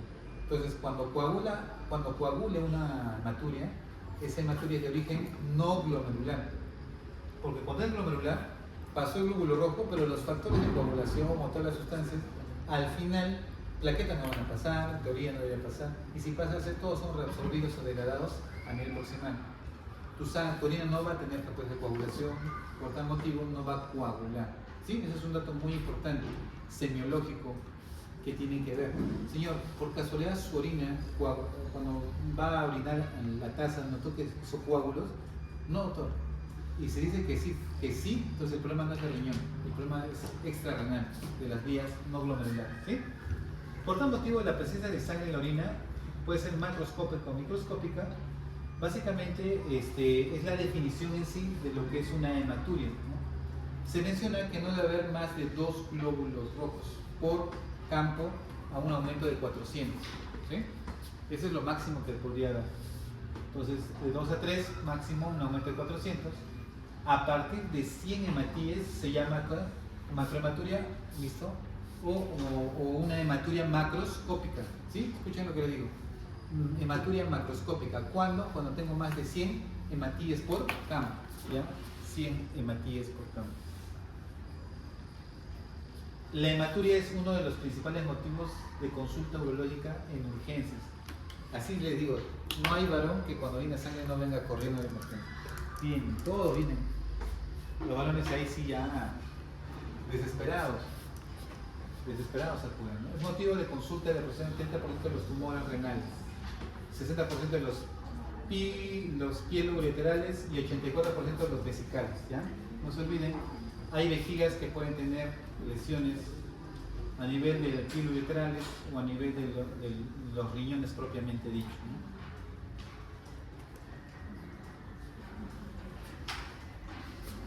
Hematuria por nefropatías médicas. ¿Qué significa esto? Glomerulopatías, ¿listo? Suelen ser poco frecuentes y durante la fase aguda de la glomerulopatía suele ser macroscópica, pero en la fase de remisión microscópica. Es decir, al comienzo salen más de 100 por campo y posteriormente va a ser 50, 40 o 30 hasta que se normalice. ¿Ya? Causas de la hematuria. ¿Qué tenemos? Nefropatía médica significa glomerulopatías, ¿ya? Glomerulopatías. Tumores, litiasis urinarias, infecciones urinarias. Hay damas que tienen infección urinaria y tienen hematuria, por si acaso. No por eso tengan cálculos. Procesos quísticos, traumatismos urológicos, fármacos, trastornos metabólicos, alteraciones de la coagulación, procesos vasculorenales, hematuria de estrés y hematuria ex vacuo. Doctores, esto de acá, por si acaso, lo pueden cometer ustedes. Ustedes pueden provocar hematuria en sus pacientes, sí. Ya lo he visto a varios internos que han hecho eso. Espero que no les pase a ustedes, porque el paciente les va a preguntar, doctor, ¿usted está orinando sangre? Usted me puso la sonda y estoy orinando sangre. Y han colocado bien la sonda, o sea, no es que han colocado mal la sonda. Pero el momento de ingresar. Nada, la sonda han colocado la mejor sonda de su vida ustedes. Bien colocado, bien todo, pero sale sangre. Y tiene que ver con esto. Sucede, doctores, que cuando ustedes ven a un paciente con globo vesical, ¿ya? No han visto seguro hasta ahorita ustedes un paciente con globo vesical, ¿no? Es bien curioso, viene un varón y van a ver una barriguita así, como si estuviese gestando. Así. Viene un varón, no, raro, ¿no? Un varón que va con su barriguita así. Ah, me duele, como si me trajo el parto. Ah, me duele, doctor, me duele. ¿Qué pasó? No puedo orinar, doctor. Entonces vemos, palpamos, semiológicamente, ¿cómo se detecta un globo vesical? Simple, ¿cómo? Semiológicamente. Hay matidez, porque es un líquido, ¿sí? Es una matidez no desplazable, a diferencia de la citis, porque la citis, tú le echas de costado, el líquido cae para acá, y la matidez cambia de lugar. En este caso es localizada. Ya está. Segundo, que es doloroso la palpación. Y tercero, de que este globo vesical siempre está asociado con sensación miccional. O sea, quiere orinar, pero no puede. Entonces tú vienes y haces tu ecografía. Oye, doctor, tiene casi 1,5 litros de orina. La vejiga está, pero así. Y es verdad, yo me acuerdo que una vez vino un señor, vino con un tumor acá, así. No estaba en el medio, estaba en un costado. Y era como un globo así que venía así, todo esto levantado a un costado. Todos dijimos, ¿qué será? Tengo un costado, ¿no? ¿Qué piensas tú? Un tumor renal, ¿no? Algo. Y el señor juraba y perjuraba al señor que eso recién lo tenía desde ayer. Pero señor, ¿cómo va a tener un tumor así tan grande acá? Sucede que la vejiga se había acostumbrado, se había dilatado tanto que por gravedad había caído para este lado. Entonces cuando hicimos la ecografía era la vejiga y tenía 1,8 litros de orina. O sea, esa vejiga se había acostumbrado, ya era crónica. ¿No? Entonces, de mí quedó interno, ahí viene la historia. El quedó interno dice, yo le pongo la sonda, emocionado. Me han enseñado que la sonda coloca la sonda. Y ya, pues digo, genial. Ya, pues yo me fui, viajé con el residente, me fui. Y a las 20 minutos todo estaba viendo sangre. Digo, pero has colocado bien, sí, doctor, he colocado la sonda bien, ha entrado suave. ¿Y qué tal? ¿Cuánto le has quitado orina? Yo le quité los litros 800. Me dio ganas de ahorcarlo. Doctores, la hematuria ex vacua dice lo siguiente: cuando tú tienes un paciente que tiene más de 1 litro de orina, no se evacúa la orina hasta en 1 hora, hora y media. Es decir, sacas 500, clampas. Pasa 20 minutos, sacas otros 500, clampas. Sacas otros 500, clampas, hasta que en 1 hora y media, 2 horas, saques la orina completa. ¿Me dejo? 1 hora, ¿no? Por lo menos.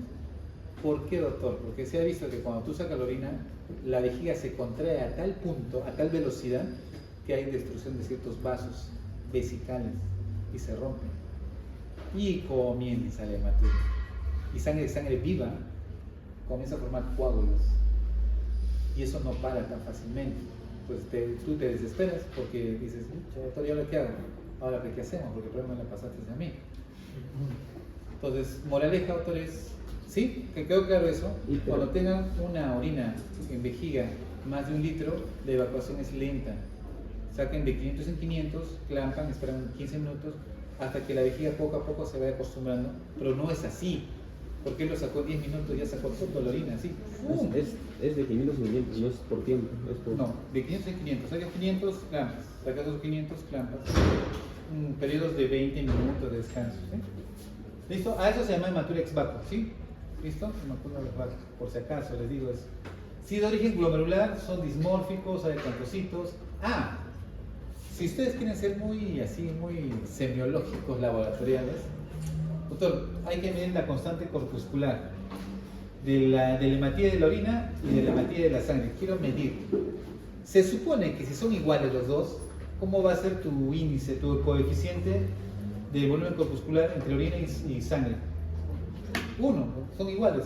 Si este mide 20, digamos, si este mide 90 y este mide 90, 90 entre 90, 1. Porque entonces, si te sale 1, ¿qué significa? Que son iguales, que el origen es probablemente no glomerular, sino de la vía urinaria. Pero ¿qué pasa si el de la orina es chiquitito? Te sale, no sé, 80 o te sale 75 y el de la sangre es 90. ¿Qué va a pasar? Tu índice va a ser menor de 1. Significa que probablemente ha habido un daño a nivel glomerular, ¿sí? A pasar por tu glomérulo, ha hecho dismórfico y es de volumen corpuscular más pequeño, ¿sí? Ese es un índice que podrían usar. El otro dato semiológico, doctores, son los cilindros hemáticos. Y acá sí quiero detallar un dato muy importante. A ver, razonen conmigo. Ya filtró mi glóbulo rojo, ya pasó mi cápsula de Bowman, va por mi túbulo proximal, va por mi asa de Henle, va por mi túbulo distal, ¿sí? Y llega a mi túbulo colector. Y por ahí, en el túbulo colector, comienzan los glóbulos rojos a pegarse. ¿Ya? Se pega en forma circular, se va pegando. Y de repente llega un momento en que es tanto y ¡pum!, se desprende como un moldecito. ¿Qué creen que va a salir? Unos cilindros hemáticos, ¿no? Como unos tubos. ¿Dónde vienen esos tubos? Son el molde que salió del túbulo colector, ¿sí? Doctor, quiere decir que si yo tengo cilindros hemáticos, quiere decir que esos hematíes, ¿de dónde han venido? Del glomérulo, ¿sí? Presencia de cilindros hemáticos es enfermedad glomerular. Repito, presencia de cilindros hemáticos es enfermedad glomerular. ¿Ya? Muy bien. Tumores, doctores, creo que ahí no hay mucho que mencionar. Básicamente, ¿cuál es la triada clásica de los tumores clásicos? En el 100%, hematuria, ¿ya? Dolor lumbar y masa abdominal. Es decir, doctor, ¿sabe qué? Me duele la espalda, estoy orinando con sangre y no sé por qué acá siento que hay una bola acá. Esa triada que está diciendo que probablemente tu paciente tiene un tumor renal, ¿sí? Hematuria, dolor lumbar y una masa. Suele ser un síntoma tardío cuando el tumor ya ha evolucionado. Ese es el problema, doctores. Cuando tú ya tienes hematuria en un cáncer, el cáncer ya está avanzado. ¿Ya? Ese es otro pequeño problema. Es una hematuria total, espontánea y caprichosa, de intensidad variable y suele cursar sin dolor. Ustedes van a escuchar una prueba, que por cierto a mí me la enseñaron cuando era estudiante, la prueba de los 3 vasos. Van a escuchar, dice, la prueba de 3 vasos, sí. Dice al paciente que orine, primer vaso, orine el segundo vaso y orine el tercer vaso. Si el primer vaso sale con sangre, hematuria, y el segundo vaso sale normal y el tercero sale normal, ¿de dónde es la hematuria? No, es más superficial. A ver, repito, mira lo que estoy diciendo. Al paciente le digo, ¿sabe qué, señor? Orine, tengo 3 vasitos. Primer vaso, orina, se llena y sale con hematuria. El segundo vaso ya sale normal y el tercer vaso sale normal. ¿Dónde está haciendo su hematuria? ¿De dónde viene esa hematuria? Es en la uretra. La uretra. Ya, puede ser la uretra. ¿Sí? Puede ser la uretra. Vejiga sería un poco difícil porque si fuese vejiga llenarías casi los 3 vasos, ¿no? Esas pruebas se hacían antes. Los semiólogos antiguos hacían su prueba, la llaman la prueba de los 3 vasos. Van a encontrar en los libros antiguos, la prueba de los 3 vasos. Actualmente ya no se usa porque no es así. Ya no se ha visto, por ejemplo, hay casos de tumores de vejiga que a pesar que tú orinas sigue siendo con sangre. Las hematurias de origen glomerular es hematuria en los 3 vasos, me dejo es constante. O sea, todo lo que sea los 3 vasos quiere decir que viene la parte de la hematuria es más superior. Si la hematuria abarca un vaso, se pensaba que era a nivel de uretra. Si abarcaba 2 vasos, podría ser a nivel más o menos de vejiga, ¿no? Pero si era constante, eso ya venía en la parte superior. Esa era una prueba, así se llama. Hematuria de los 3 vasos se llama. Ya, pues eso es como parte de historia de semiología. Ya no lo usamos, en verdad. ¿Ya? Entonces, tumores de tracto urinario superior, vamos a tener casos de hematurias, normalmente asintomáticos, ¿no? Hay, suelen ser precoces, intensas con coágulos que pueden provocar dolor retrouretral. Si es coágulo, no es de origen glomerular, ¿ya? Es del tracto urinario superior, es decir, de la pelvis renal, de los uréteres, ¿sí? Hasta un 30% hay obstrucción de la vía urinaria por coágulos o por el tumor produciendo anulación de la función renal. ¿Sí? Se tapa por presencia de coágulos. De la vejiga, doctores, hematuria macroscópica como principal síntoma, hematuria asintomática total, o sea, toda la orina siempre sale con hematuria, sin relación con el tamaño del tumor. Y la intensidad muy variable, pero generalmente abundante, con coágulos que pueden llegar a producir retención urinaria. ¿Ya? ¿Y cómo es la hematuria de origen prostático? Que es, por cierto, que los varones adultos vienen por eso. Sucede que es una hematuria inicial poco abundante en pacientes de edad avanzada. No se olviden, todo paciente de edad avanzada que hace hematuria, doctores, tienen que descartar problema prostático, ¿sí? Y una de las patologías que tienen es cáncer, cáncer de próstata, ¿ya? Cáncer de próstata. Hacen cuadros de dificultad miccional, puede presentarse como una hematuria total con coágulos, sobre todo si se asocia a infecciones urinarias o vesicular. Esta hematuria suele deberse a la congestión vascular de la próstata con dilatación de las venas del cuello vesical. ¿Listo? O sea, es una hematuria que puede ser benigna, yo le llamo, cuando es de una hiperplasia prostática, o puede ser maligna si es un cáncer de próstata. Todo varón está obligado. Hematuria por litiasis creo que no hay mucho que explicar. Es una hematuria básicamente que va a depender de un cálculo que está cortando la vía urinaria y produce sangre. ¿Sí? ¿Qué es el diagnóstico más claro? Y acá tenemos problemas con los cirujanos. Porque ¿quién maneja al paciente con litiasis? El urólogo. ¿Sí? Pero cuando a veces el cirujano, no hay urólogo, el cirujano lo ve y dice, pero doctor, no hay hematías. No es una litiasis renal, porque para que sea litiasis tiene que haber hematuria. Eso es correcto hasta cierto punto. Les doy un dato. Un 20% de los pacientes con litiasis renal no hacen hematuria. Porque el cálculo es tan pequeño que no está cortando, pero sí causa dolor por peristalticia. Pero no corta la uretra, ¿me dejo entender? Pero sí hay dolor, por si acaso. No porque haya ausencia de hematíes, pues eso puede ser una pregunta de examen. No porque haya ausencia de hematíes no significa que no tenga una litiasis de la vía urinaria, ¿correcto? ¿Ya? Hay un 20% que después hay cero hematíes, ¿ya? Por si acaso. La hematuria se acompaña por un dolor lumbar cólico, que ustedes saben de la presión lumbar que se va a los genitales, y los cálculos que se dan en las cavidades renales suelen manifestar como hematurias monosintomáticas. ¿Qué significa? Si el cálculo está en el seno renal y está tranquilo ahí, pues muchas veces no pueden tener molestias. Puede sentirse como una pequeña molestia renal, pero no causa más molestias que eso. ¿Sí? Es bien curioso eso. Pero cuando el cálculo se desprende y viaja por la vía urinaria, ahí sí viene el dolor. Y es un dolor bien exquisito. Y por cierto, para los varones que quieren saber cómo es un trabajo de parto, quieren experimentarlo, se asemeja. Si ustedes les da un cólico renal, más o menos van a saber qué es lo que siente una dama cuando da un trabajo de parto. Los varones que han llegado a la emergencia, muchos se desmayan por el dolor, no aguantan. No fuimos diseñados para eso. La verdad, hay que admitirlo, ¿no? Hematuria por infecciones urinarias, doctores, no se olviden, por el proceso inflamatorio puede generar. Pero para esto, ¿qué tiene que haber? Fiebre y piuria, ¿ya? Hematuria con fiebre y piuria probablemente sea una infección urinaria. Doctor, y si tengo un paciente que tiene hematuria, ya, tiene hematuria, pero tiene bacterias cero, pero sí tiene piuria, ¿qué puede ser? Tuberculosis. Paciente que tiene hematuria con bacterias cero y tiene piuria, en pocas palabras, una piuria estéril, que llamamos. Eso se llama, ¿cómo se llama esa triada?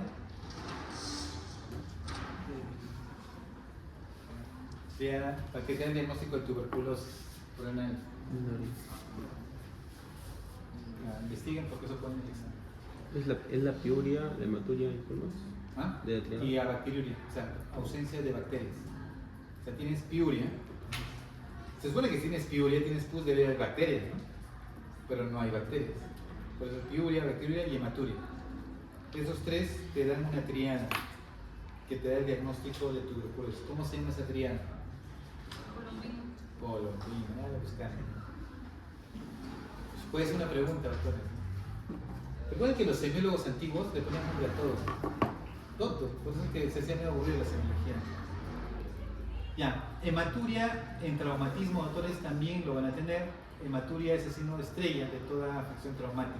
Por si acaso, doctores, todo accidente de tránsito. Si el paciente tiene hematuria, téngalo por seguro que ya ha habido ruptura o de la uretra, o ruptura de uréteres, o ruptura de vejiga. ¿Ya? Algo ya se rompió ya. Por tal motivo, tiene que ser evaluado adecuadamente. ¿Ya? Y recuerden que la intensidad de la hematuria no se relaciona con la intensidad del traumatismo. Doctor, y si no hay hematuria, ¿quiere decir que está bien su vía renal? Tampoco te da descarga, por si acaso. Puede haber daño, pero no se manifiesta todavía la hematuria. Hay que hacer un buen estudio urológico para determinar si ha habido o no ruptura de las vías urinarias. Y metabólicas, doctores, jóvenes, ¿no? Por ejemplo, que tienen ante una microhematuria aislada en pacientes jóvenes, debe descartarse hipercalciuria e hiperuricosuria, ¿no? Que son diagnósticos que tendríamos que evaluar. Hemofilia, PTI, culpa trombocitopénicas, leucemias o anemias células falciformes también te pueden causar hematuria. ¿Ya? Hematuria vascular, embolias. Por ejemplo, les pongo un caso. Miren, para que vean cómo la semiología es bien caprichosa. Miren, viene un paciente y hace esto. Doctor, me duele, joven, me duele. ¿Y qué pasó con tu dolor? Doctor, viene acá y se va a mis genitales. Me duele, doctor. ¿Qué sospechan? Me duele acá y se va a mis genitales. ¿Qué sospechan? Litiasis, ¿sí? Ya está. Correcto, doctor, litiasis. El doctor me enseñaba. Examen de orina. Es varón, así que no nos preocupamos, me está mostrando. ¿No? Es varón. Y sale que tiene hematíes en la orina. Tiene hematíes en la orina, tiene un dolor lumbar que se irradia genitales. ¿Qué será? ¿Qué será? ¿Qué será? Una litiasis renal. Para todos es una litiasis renal. ¿Cómo lo corroboras?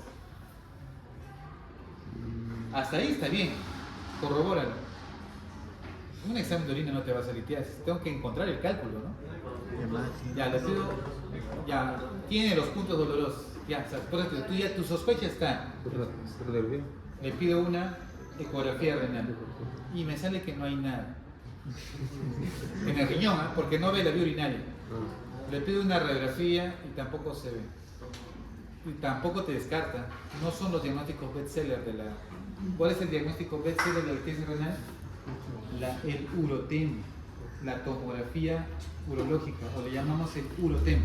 Yo pido un urotem, doctores, si el urotem lo detecta el 100% de los cálculos. ¿Me dejo entender? Ya está. Doctor, yo pienso que es una litiasis. ¿Y qué pasa, doctores? Miren, dolor lumbar, que va a genitales, tiene hematíes. ¿Correcto? Está ahí. Así es una litiasis renal. ¿Sí? Bien, o sea, no digo que esté mal su diagnóstico. Y les trae el doctor, el paciente el urotem. Doctor, acá está mi urotem. Normal. ¿Qué fue? No sé si me dejo entender. La semiología es bien curiosa porque parece litiasis, duele como litiasis, orina con sangre, pero no es litiasis. Ese caso nos pasó. Le pedimos el urotem y salió negativo.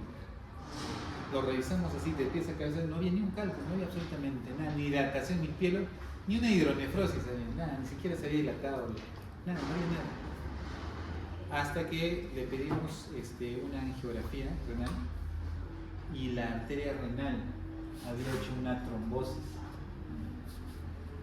Era una trombosis de la arteria renal. Y las trombosis de la arteria renal que causan infarto, que por cierto el riñón había disminuido su vascularización, pero le pedimos un urotem y más una angiografía renal. Hizo una embolia y la embolia te causa un dolor parecido a la litiasis renal, por si acaso. Les doy ese dato semiológico. Te produce hematuria, pero no tiene cálculos. ¿Listo? ¿Qué dato tenía nuestro paciente que no le está dado? Que por cierto, por semiología debemos haber preguntado. Le habían operado del corazón porque había hecho una endocarditis. A veces. Ese dato nos ayudó a corroborar nuestro diagnóstico que inicialmente no lo sospechábamos. ¿Para qué? O sea,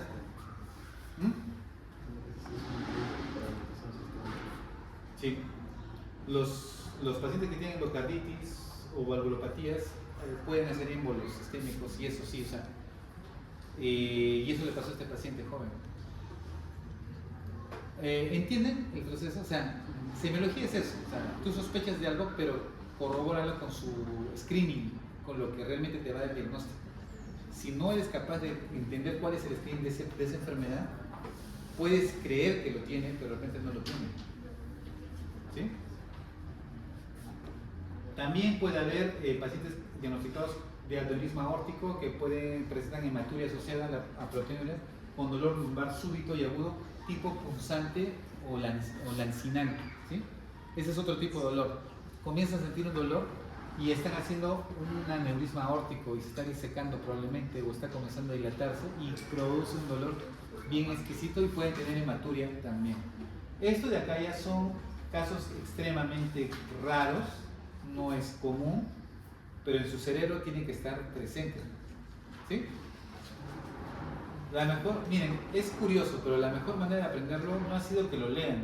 Por ejemplo, ahorita que les he contado esta historia, les aseguro que les ha quedado más claro que leerlo en un libro. ¿Sí? Por eso digo, la semiología para mí es el arte en que un maestro comparte su experiencia con ustedes, algo así, ¿no? Que comparto lo que me pasó, para que no te pase a ti. Ya depende de ti si lo quieres aprender o no. Porque si no tengo experiencia, entonces ¿qué podría compartir con ustedes? Hematuria de estrés o hematuria post-esfuerzo básicamente es benigna, transitoria. Cuando haces esfuerzos excesivos, los que van al gimnasio pueden producir hematurias. ¿Ya? Ex vacuo, creo que ya les expliqué. Por favor, no coloquen la sonda y quiten la orina todo de golpe. ¿Ya? En una retención urinaria que precisa sondaje debemos evacuarlo lentamente, la vejiga, lento, doctores. Pero siempre hay un interno que se le va. Espero que no sean ustedes. En general, y en resumen, doctores, cuando quieran ver una hematuria, pregunten si hay antecedentes familiares. Por ejemplo, a veces hay ciertos comportamientos hereditarios que uno, ¿no? Por ejemplo, la hematuria ortostática, hay también, así como las plantillas ortostáticas, hay pacientes que tienen riñones poliquísticos y eso se hereda. ¿Ya? Yo he conocido familias completas que mueren. Por ejemplo, había una familia allá de Puerto Maldonado que tenía, todos los hermanos tenían riñón poliquístico y todos han fallecido antes de los 60 años. Y lo curioso es que la siguiente generación, que son sus hijos, también tienen riñones poliquísticos. ¿Qué crees que va a pasar con todos? Con todos los hijos de ellos van a fallecer antes de esa edad. Todos entran a diálisis. Entonces, que hacen hematurias y todo eso, ¿no? A preguntarle los antecedentes: insuficiencia renal, sordera, litiasis, coagulopatía, ¿no?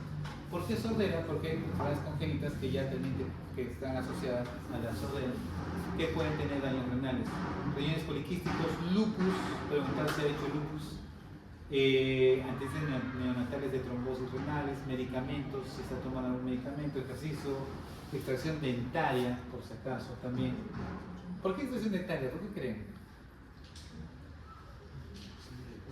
¿Qué tiene que ver el diente con una hematuria? ¿Ah? No. Infecciones. Así como han escuchado las glomerulopatias posinfecciosas, ¿no? Glomerulonefritis posinfecciosas, ¿no? Que es por estafilococos, por estreptococos. También hay infecciones post-extracción dentaria que pueden causar daño a nivel renal, despertar glomerulopatías y generar hematuria.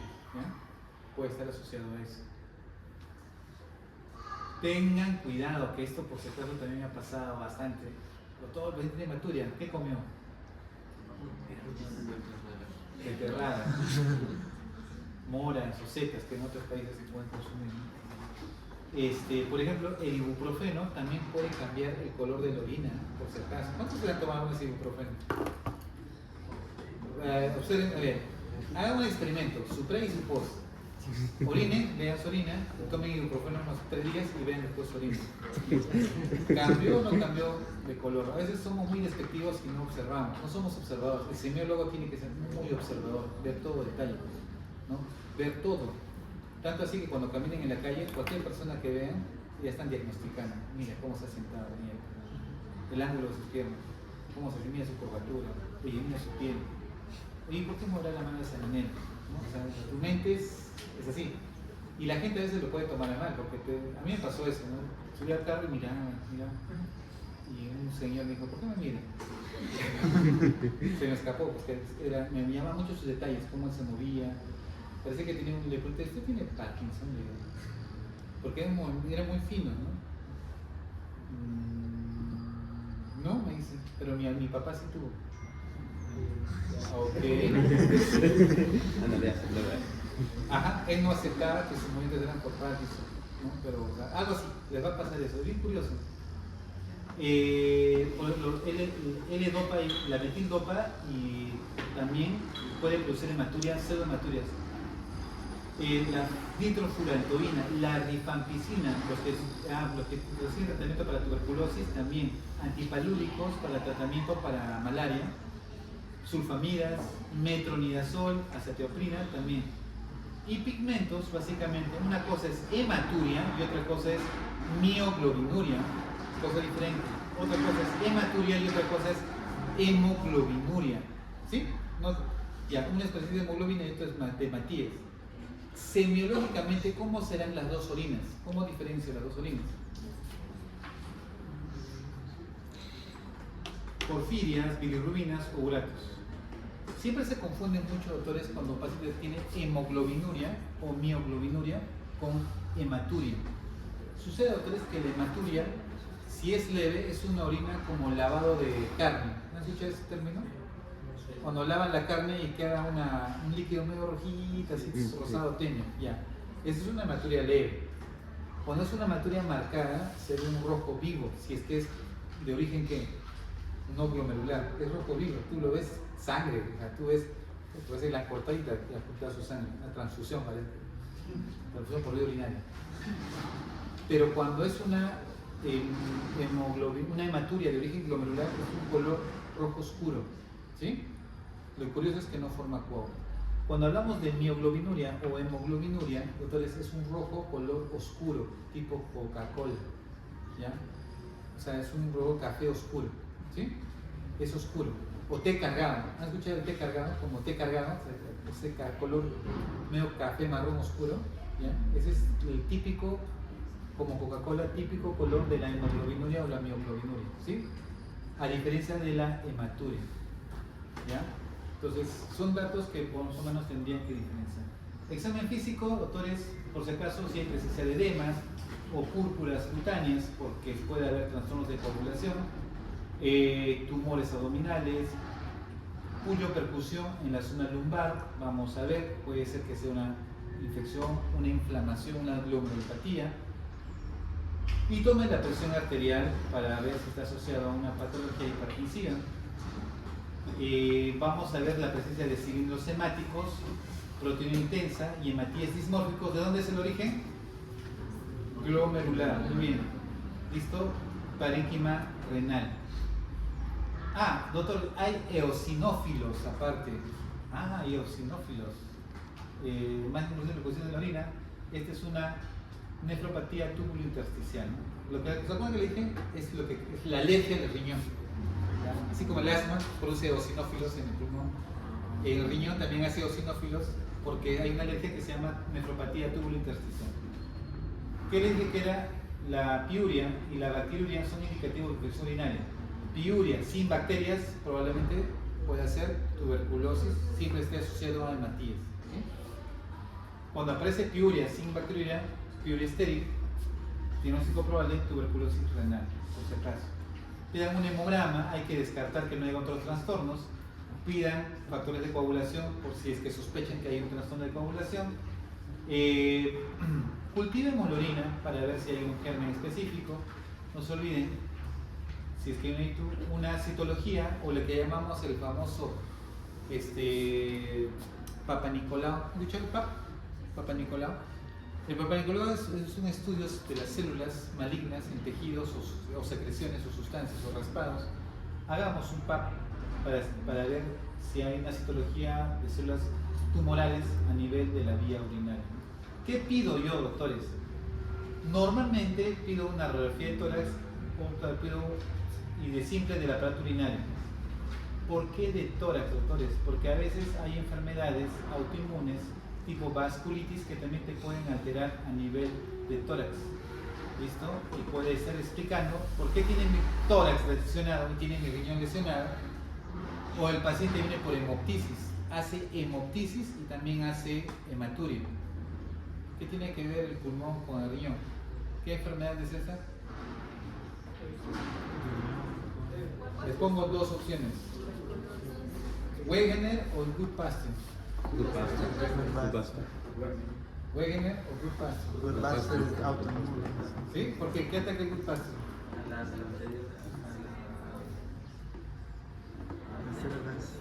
A las... Es una vasculitis. Ya, ¿qué ataca dónde? Wegener o el Goodpasture. El Goodpasture en riñones y pulmones. Goodpasture, pulmones y Riñones. riñones. ¿Y Wegener? Wegener no produce hemoptisis, produce cuadros asmáticos. O sea, un paciente asmático que hace hematuria, Wegener. Pero un paciente que hace hemoptisis más Goodpasture, ¿ya? No, o sea, ya son, por eso les decía, o sea, la semiología se hace más rico cuando ya vas conociendo las enfermedades y características de cada uno de ellos. Mientras no las conozcan, toda su semiología no va a ser completa, ¿ya? Por eso se pide una radiografía de tórax, por si acaso el paciente está asociado a ese problema respiratorio. Una ecografía te va a ayudar, ¿sí? Te va a ayudar para ver características del riñón y si hay cálculos. Una urografía intravenosa también para ver el origen probablemente de la vía, si hay un problema a nivel de la vía urinaria, si hay un tumor, un cáncer, por su sustracción se va a notar. De hecho, que hay una tomografía nodal y por último una biopsia. Si no sabemos qué tiene, tomamos una biopsia para definir el origen de la enfermedad. Entonces, doctores, en general, un paciente con hematuria pidan un hemograma y tomen la presión arterial, porque si el paciente está inestable y le está perdiendo mucha sangre, yo he visto, doctores, pacientes que su hemoglobina que estaba en 12, en menos de 12 horas baja a 3. Es tal la cantidad de sangre que orinan que es como que estuviera una hemorragia.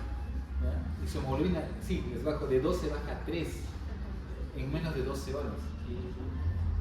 A veces han tenido que entrar a sala de operaciones de emergencia para ya de una buena vez ya parar los vasos sanguíneos, coagular, porque se van a morir. No paran de sangrar. ¿Sí? Se hospitaliza y se hace el tratamiento.